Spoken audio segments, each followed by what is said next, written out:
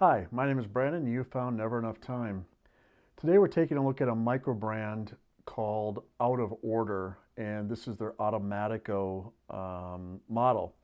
And I was trying to think of a way to be enthusiastic, dramatic, show-catching, show-stopping, whatever it would take. But I don't know how to do that kind of enthusiasm. So to introduce the watch we're looking at today, I asked my friend Mr. Slade, can you help us out? Out of order. I show you out of order.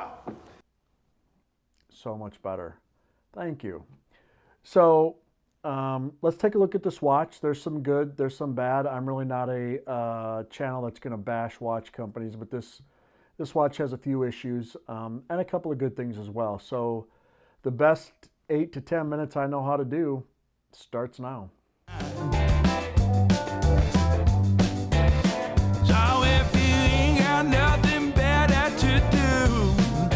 Waste some time.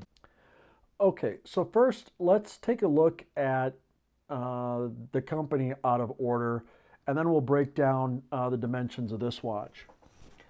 So the Out of Order line of watches, they have actually several. They have both a men's and women's line, but they have a new Swiss automatic line, and they use the STP 1-11. That reminds me of Zodiac uses the STP 3-13. So they do have what they call a higher end line of watches that on their website retail for $690. The one we're going to look at today when we go to their entire collection is the Automatico line. Now, one of the draws, if you will, or I don't want to say gimmicks because I think part of it's kind of neat. One of their marketing, I guess, strategies is, or even design feature would probably be more accurate, is they distress their watches or give them a distressed look. And so this Automatico line will actually say on the dial, damaged in Italy. So you can see they have a couple of different colorways, the red, the blue, and I've had this one in the past from a color standpoint is pretty cool. But we're looking at the green one. So how I came across Out of Order, I, like many watch enthusiasts, were watching some of the bigger watch channels, dreaming about Rolex or those other ones in those luxury lines. And I was just looking for other watches that might have the green or Hulk variant.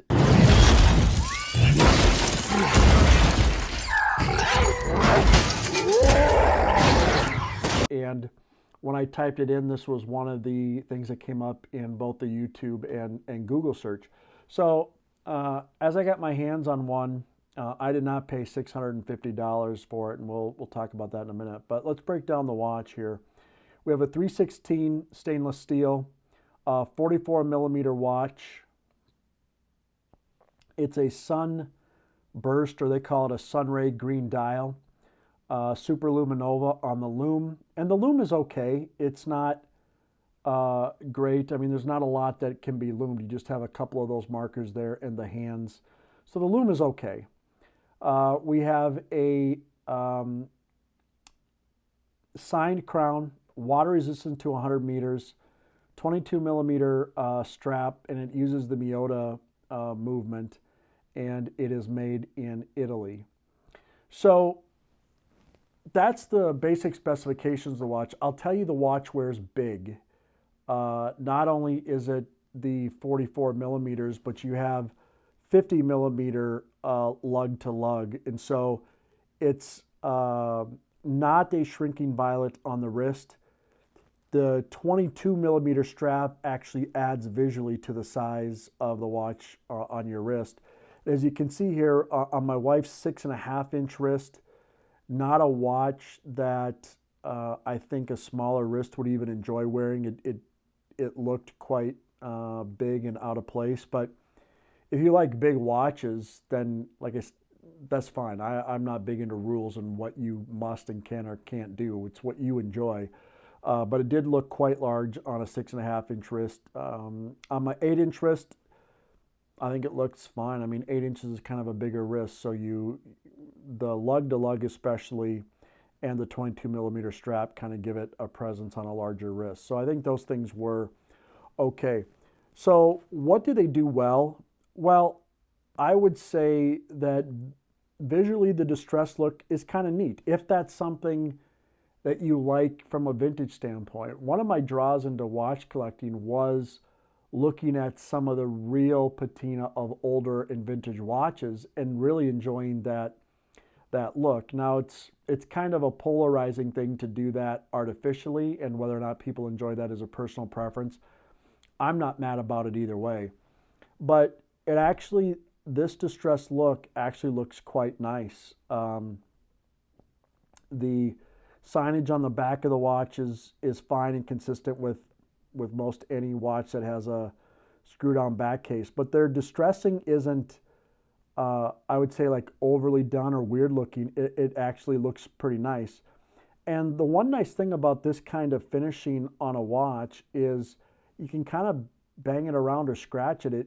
It kind of just fits in with the distressed beat up look. So I don't mind at all the look of the watch itself. The green is pretty decent, or decent looking color. So those are both positives. The leather strap is quite nice. I think the green accents there are kind of cool, but it's a quality leather strap. I've had a lot of leather straps on watches, and this is a quality leather strap. Some subtle branding on the buckle is always kind of neat and appreciated. So the look of the watch and the leather strap, I think are pretty neat. Now, in terms of what I don't care for about this watch, there's a few, and the quality issues on this were really kind of frustrating and poor. This actually ships on a metal bracelet. As you can see on the website pictures here, they have actually a picture of the bracelet. I'll tell you, the bracelet, at least on the one I had, terrible. The buckle broke in 2 places, just opening and closing it. It would stick really hard. It would close really hard. It broke. I threw it away. It was just absolutely a garbage bracelet, and that's too bad. I did have a couple other out of orders that the bracelets, again, weren't good. They weren't as bad as this one. So I don't even know if it's that representative of their entire line. The one I had, the bracelet, was so bad I threw it away. The other one wasn't great, but I was able to sell it with the bracelet intact, and it worked out just fine. I would say that another watch in their lineup, which I'll be reviewing at a later date, their limited edition purple bracelet, 100 times better. The design was better, the quality, the thickness, the heft, all of it was better. So again, I'm not into bashing watch companies and saying out of order watches are junk. I'm saying the bracelet on this watch was so bad I threw it away, and the bracelet on this was significantly better. So the Automatico line, I'm not sure if their bracelets are kind of cheap across the board. The leather strap was fine, and honestly, I wore this mostly on NATOs anyway. So the other thing that not great from a quality standpoint is the bezel action is really spongy, and it has a fair amount of back play in it. So that isn't very enjoyable. And lining it up, you actually can't line it up correctly. It always will be a half tick off to the 1 o'clock side or a half a tick off to the 11 o'clock side. And so that's a little frustrating too. And I think when you're looking at a watch that's $600 or $700, you just can't have that. I would say that this watch, if you go find it on eBay for, $200, $250, $225, maybe, I don't think I would even go to $300. I think I would get a Seiko SKX and get everything that goes with the Seiko before I would do that. So I think you really need to be around that $200, $225 range, and then it's fine. I mean, an automatic watch for $225. What could go wrong, right? A couple other things that I don't think are terrible from a quality standpoint. I just don't prefer them in a watch. If you're going to make a dive or a dive style watch, I don't understand 100 meters of water resistance. I'm sure it's a cost thing to get it to 200. I don't think that's, I think that's weird to go to 100. I don't like the handset. I get that they're trying to play the Rolex angle a bit, but the OOO, then out of order, 5 lines of script, and then on the hands itself they did OOO again on what would be the Mercedes hour hand. I just didn't like the look of that very much. Putting made in Italy on the side, I don't like watches that do that on the side either. Like put the made in Italy in the back, put it around the inside on the chapter ring. Don't put it on the case. I don't think that's particularly necessary. The sign crown is cool, and the thinness of this, it's only 12 millimeters, is also pretty good and taking advantage of the Miyota movement. The only micro brand, and I haven't experienced all hundreds of them that are out there, but the other micro brand that used the Miyota movement to create a thin profile well was the NTH. And we'll be doing the NTH watch here coming up soon. But again, using that Miyota movement to give you a very thin profile on a dive watch is pretty neat. Out of Order did the same thing. So that's kind of it for me on the Out of Order. I like that distressed look, and you can get a good buy.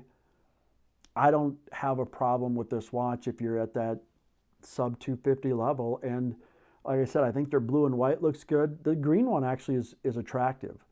You're gonna, and again, maybe the bezel is different on other ones. I know on their limited edition, this bezel is a lot tighter. It clicks a lot better. It's not spongy, and it actually lines up perfectly. So maybe I got a bum watch from the batch. That happens too. But just be careful. If you're looking at this and those smaller things bug you, if those little things are important to you, water resistance, bezel action, then just ask those questions from the seller. Make sure that you're getting one that meets your criteria in that way. So that's it for the Out of Order. Thank you for stopping by and spending a few minutes with me. Look me up on Instagram at Never Enough Time. And remember, as we chart these unusual times, be of good cheer, love your neighbor, love God, and we'll see you hopefully in a few days.